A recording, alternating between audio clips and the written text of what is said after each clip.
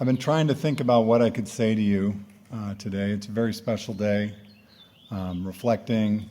Graduation is a beautiful moment, and the opportunity to speak to you guys who I love so much means a lot to me. So I've been trying to think about what could I say.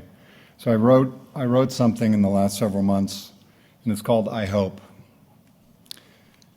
Michelangelo is often quoted as saying something like, "Every block of stone has a statue inside, and the task of the sculptor is to discover it." Applied to life, it is a metaphor that challenges each of you to find your potential in life, what Maslow would call your self-actualization. Class of 2024, you each have a beautiful, amazing statue inside. It is your unique excellence and effort that got you into Darden and through Darden. Yet, can you see it? Do you see and feel your potential, your gifts? Or is it sometimes like in Snow White? Mirror, mirror on the wall, who's the fairest of them all? The mirror replies, there is one who is fairer than thee. Or on a bad day, certainly not you, you're an imposter. At Darden, I get to work with so many incredible people, including all of you, many of who I taught. But a mystery I've been puzzling over is how talented and successful people can feel inadequate and stressed to the point of anxiety, or sometimes worse. COVID took this to new levels. From the outside, everyone assumes high achievers are doing great, but sometimes inside, they're not. How can this be so? Part of the answer I found on the London Underground. As I boarded the tube, a voice boomed, "Mind the gap." And I started thinking, the gap, what is the gap? Talented people with high standards of excellence are very good at diagnosing the gap.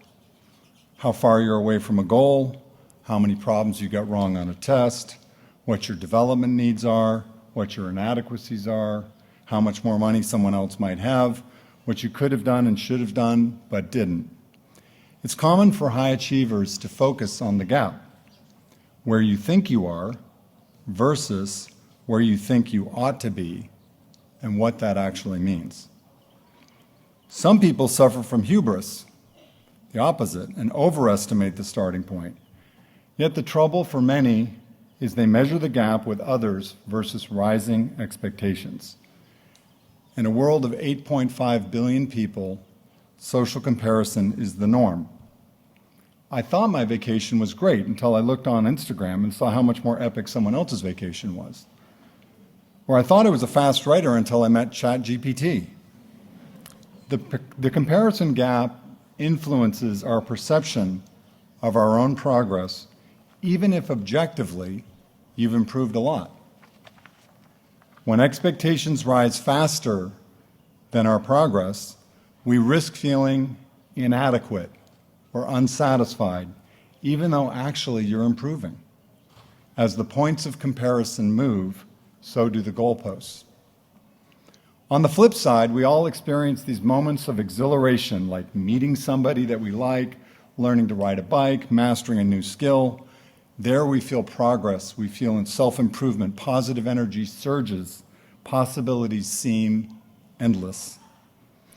So an internal struggle can emerge, positive versus negative, self-worth versus self-doubt, possibility versus despair.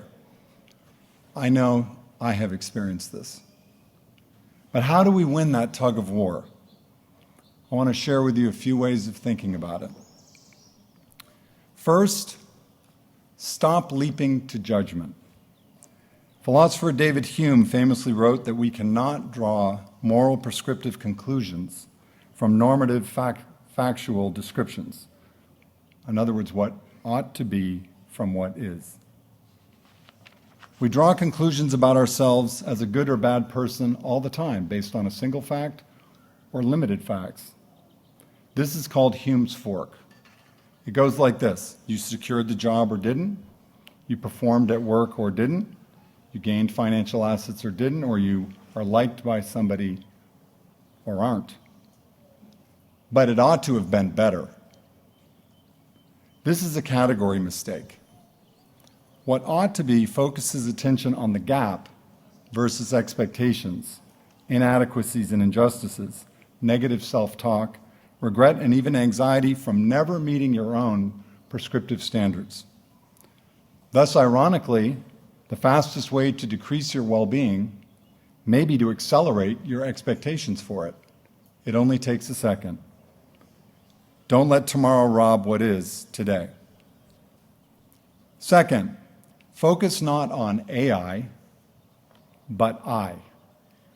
According to James Manika of Google, artificial intelligence is any system that perceives its environment and takes actions that maximize its chance of achieving its goals.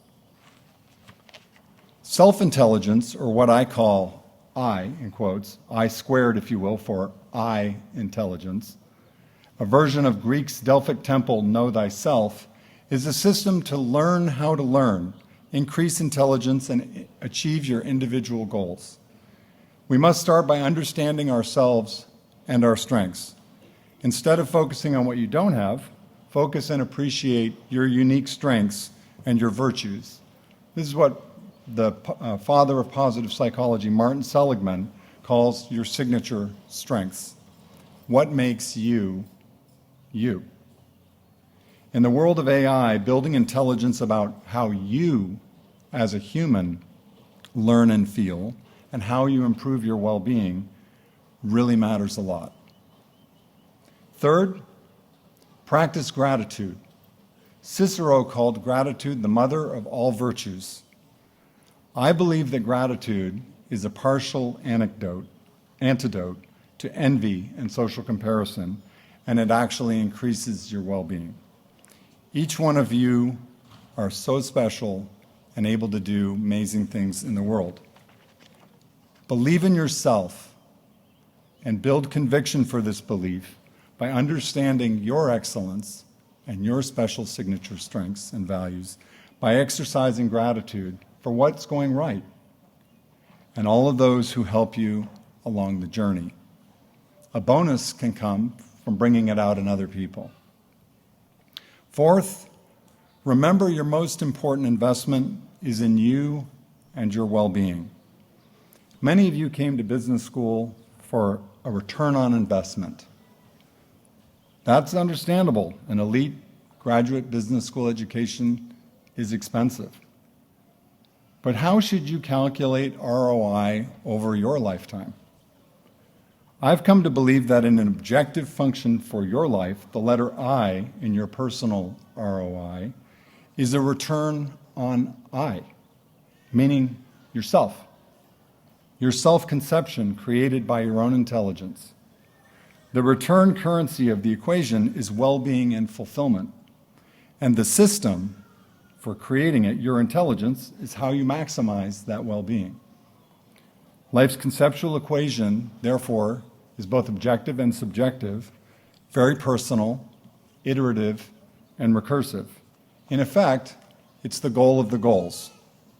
Yet many people choose to have objective functions with a different currency than well-being. They choose something else that they're optimizing for. And they singularly pursue a goal with no guardrails or boundaries. In other words, be careful what you wish for. Literature is replete with many examples. One I like is Charles Dickens' novel, Great Expectations. His character, Pip, seeks to overcome his very humble beginnings. He becomes a social climber, but learns along the way that moral and personal growth, self-forgiveness, and values matter as much as status and material wealth. Fifth, have goals. Ever since the first grade, I've been goal-driven. My father tells me that it all started when my first grade teacher, Mrs. Pigeon, made me sit most of the year in the corner with my nose to the wall because I had too much energy, I tried to answer too many questions, and I had ADD. I concluded that to get out of the corner and stop the teasing that I had to be better. I had to be a good student to get out of the corner. Thus became a life full of goals for me. And looking back, I feel truly privileged because I was able to channel my substantial energy productively instead of getting into trouble. Goals saved me, and I learned that they needed to be explicit and not implicit. But many things I learned about goals, since I had so many of them, were counterintuitive. They didn't always work. Sometimes I would achieve something and feel no joy and wonder, was it worth it? Once I was asked to draw an intuitive chart with one axis being my well-being and another axis being my achievement and performance over time. They didn't always correlate very well together. Goals that included root sources of well-being, like playing tennis or focusing on health, being with family or friends, learning, they did work. And they gave me the energy to do some of the things I didn't want to do. To win the internal struggle with yourself, thoughtfully develop the right goals for yourself. Sixth, adopt a lifelong learning mindset. The Japanese call this model of continuous self-improvement Kaizen, and it is used in production environments, as you probably know. To amplify your well-being, I combine Kaizen with Bayes' theorem, which updates our thinking with new evidence from learning. What did you learn? Together, they allow us to improve ourselves, yourselves, your I, and seek continuous improvement. This comes through trial and error. Autonomous, recursive, self-learning, exactly what most people are afraid of in AI, is exactly what is good for you. Or as one of Darden's best and most incredible entrepreneurship stories, alumnus David Willenis says, no guts, no glory. Sometimes it will work, and sometimes it won't. But when it doesn't, forgive yourself versus judging yourself. Learn what you can from it and move on. Observe what you have, what is improving, and the rate of improvement. Your acceleration is your rate of improvement on your own ROI. When you see a gap, think of it as the opportunity to improve rather than a problem. Finally, choose optimism and hope over pessimism. Stepping back and looking at our world, I see the problems. Wars, shootings, pandemics, inflation, individual struggles, inequality, global warming, social and political tensions, the list goes on. Doom scrolling, feelings that life is not fair, despair, also good things. But each of you have your own story and challenges. They are real. I feel the uncertainty of AI just like all of you in synthetic biology, and yet, despite or perhaps because of the pessimism, I am paradoxically optimistic. I choose to be optimistic. I am optimistic because I believe problems and crises create silver linings. I believe that love and kindness triumph over hate. I believe that excellence flows from effort and lifelong learning. I believe in the certainty of uncertainty and the gift of life's serendipity. I believe in individual freedom and autonomy to determine mindset. I believe in purpose and the power of serving something bigger than ourselves with integrity. And I believe it's okay to dream of a better tomorrow without entitlement or expectation. I'm optimistic because I have hope. And I have hope because I'm optimistic. I have hope because I believe in life's possibilities. I have hope because humans need hope for well-being. I have hope because it is better than the alternative. I have hope because I believe in you. I see you on this wonderful day. I have hope that you will believe in yourself in the way that I believe in you. I have hope because you are the future responsible leaders that Darden has prepared you to be. Each of you is a special person with beautiful gifts to bring our world. You are each a magnum opus sculpture in process, and you are the sculptor. So today, on this special day, celebrating you, I wish you hope in capital letters. A special kind of hope. H for a life pursued for happiness and well-being. O for an optimistic life where you can see your strengths and potential and accept with gratitude where you are and forgiveness for what might have been. P for purposeful goals pursued with grit, determination, and meaning. And E for excellence, with high standards and integrity in all you do to self-actualize.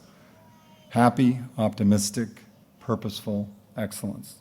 In short, I have hope that you will put hope into your life. Darden's equipped you with the ability to ask and answer almost any question. The world needs your leadership. Go forward with confidence and joy as you solve the questions life calls you to answer.